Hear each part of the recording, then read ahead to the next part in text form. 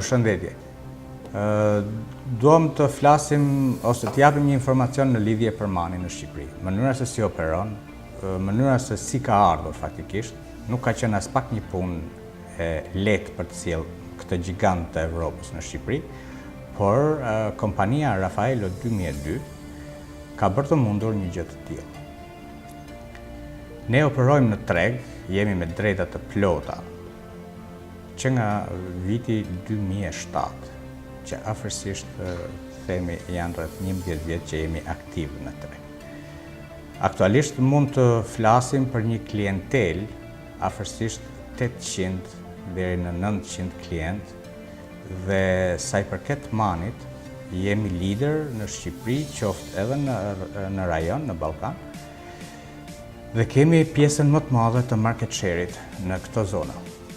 Aktualisht, nga një statistik në qoftë se mund ta quaj kështu, nga Drejtoria e Përgjithshme e Rrugëve, në Shqipëri operojnë 3200 automjete man.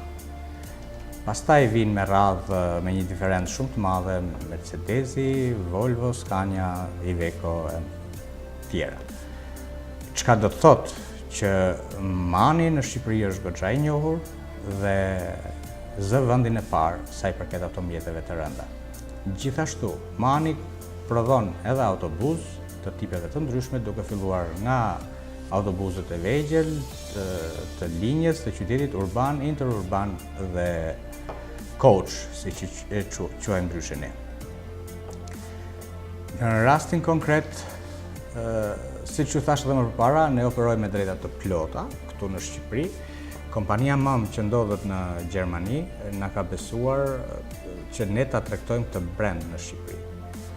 Një fakt për të vlerësuar është edhe kualifikimi i stafit që ne kemi këtu.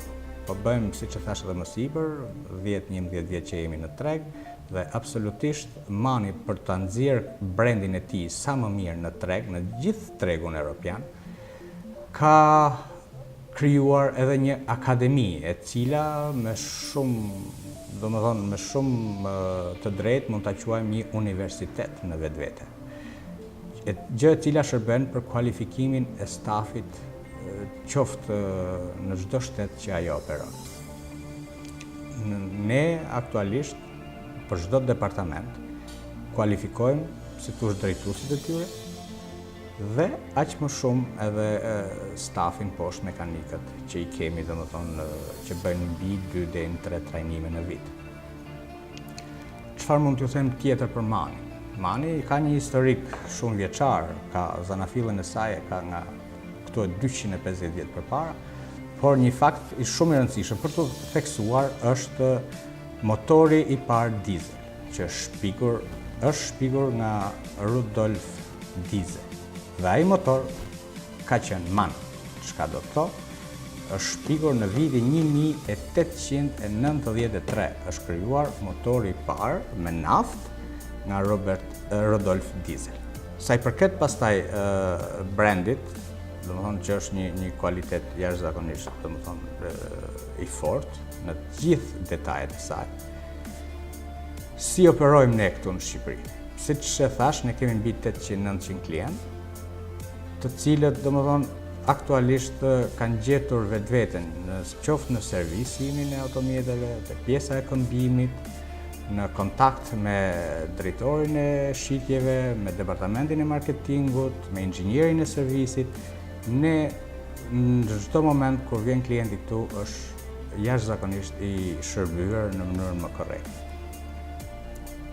Sa i përket shitjeve, ne, siç përmendëm edhe më sipër, përveç servisit, kemi edhe mundësinë e shitjeve të automjeteve të reja, gjithashtu edhe atyre të përdorura. Sa i përket automjeteve të përdorura, Mani ka një industri të tërë që quhet top used. Nga vetë emri kuptojmë që do të thotë janë automjete të përdorura, po janë në top form, të cilët në momentin domethënë që shiten shoqërohen edhe me një lloj garancie, shtesë, edhe pse janë të përdorura. Në të gjithë botën nuk ka garanci për automjetet të përdorura, por Mani e ka krijuar këtë lloj mundësie. Kurse sa i përket automjeteve të reja, shkojnë 2 vjet garanci, por me një lloj ndërhyrje dhe një mbështetje që kemi domethënë nga kompania mund të shkojmë edhe në 3 vjet. Atëherë, suporti nga ana e kompanisë MAM në Mëni është nga format nga më të ndryshmet dhe është për të përshëndetur. Si vend i vogël që jemi Shqipëria, ata ne na kanë në një mbikëqyrje dhe japin një suport të vazhdueshëm. Duan që Mani të njihet edhe në Shqipëri. Absolutisht që ne ja kemi arritur kësaj. Nga vetë fakti i numrit të automjeteve që operojnë në Shqipëri, thotë që Mani njihet dhe është shumë popullor këtu. Sa i përket departamenteve të ndryshme, ne funksionojmë, jemi një kompani europiane. Vërtet, Rafaelo ka bërë një punë jashtëzakonisht mirë me sjelljen e këtij giganti në Shqipëri, nuk ka qenë shumë e lehtë, ka pas kosto të paparashikueshme, si thua, nga gjitha format. Vetë ambienti jonë këtu, servisi i ndërtuar është sinkron me çdo man që ekziston në gjithë botën. Çka do thotë, çdo person që hyn në ambientet tona e ndjen veten që ka hyrë në një kompani MAN. Qoftë kjo në Shqipëri, në rajon, në Gjermani, në fund të botës gjithë. Dhe shpresojmë që klientela jonë të rritet, të fillojnë edhe kompanitë shqiptare të ndërgjegjësohen. Kur them ndërgjegjësohen, kam parasysh faktin që duhet të hyjmë me ato mjetet e reja sa më shumë. Vitin e kaluar kemi shitur mbi 13-16 automjete të reja, fatikisht, dhe shpresojmë që në vazhdim të ketë sa më shumë shitje, sepse për momentin po operohet më shumë me automjet të përdorura, që janë vitet e reja, kuptohet nga 2010 e sipër. Por gjithsesi, ne shpresojmë që të jemi sa më shumë në treg me automjetet e reja, sepse edhe suporti është më i madh, garancia është një fakt që funksionon shumë mirë për t'i ardhur në ndihmë edhe klientëve tanë. Ne kemi një bashkëpunim jashtëzakonisht shumë të madh edhe në anën e financimit, nëpërmjet Porsche Leasing. Porsche Leasing është në Volkswagen Group dhe ka disa aksione që ka blerë nga Mani dhe pothuajse jemi një kompani. Dhe Porsche Leasing është deri diku e imponuar që të financojë edhe automjetet MAN siç financon automjetet e Volkswagen. Dhe në rastin konkret, kushtet janë jashtëzakonisht shumë të mira që i bëjnë të mundshme domethënë klientelës tonë që të blejë një automjet të ri dhe duke mos u ngarkuar shumë edhe nga ana financiare. Nëpërmjet leasing pra dhe përqindjet janë më të mirat në treg aktualisht. Një pikë tjetër që dua të theksoj është edhe servisi. Servisi drejtohet nga inxhinieri dhe shërbehet gjithmonë vetëm me pjesë origjinale. Atëherë, për t'i ardhur, si thosh, në ndihmë klientelës tonë, mund t'jap një shembull ose një shifër më saktë, magazina jonë stok non-stop ka mbi 1 milion euro pjesë këmbimi brenda. Çka do të thotë, në një moment të caktuar, çdo lloj klienti ne mund t'i shërbejmë me kohë reale.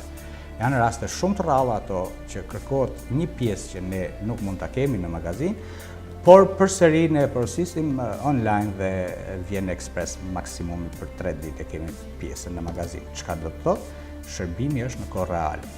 Dhe pjesa tjetër çka është për të theksuar, ne kemi edhe një grup pune që kryejmë shërbime 24 orë edhe në terren, varet se ku ndodh defekti. Kjo bëhet vetëm e vetëm që çdo klient që blen një automjet MAN të jetë i garantuar sa i përket defekteve, shërbimeve dhe çdo gjë tjetër që përbën një kosto për klientët tanë. Departamentet tona, si thua, funksionojnë një me departamentet MAM që janë në Gjermani. Për çdo suport, për çdo ngecje ose ngërsh që mund të ketë një departament i caktuar, mjafton që të lidhet me partnerin e kontaktit në Gjermani dhe zgjidhja vjen sa hapen mbyllësyt. Mund të them që ne funksionojmë me drejta të plota dhe jemi direkt të lidhur me qendrën, si thua, me burimin, atje ku çdo gjë edhe ka burimin, prodhimin, pjesa e këmbimit dhe çdo gjë e mundshme.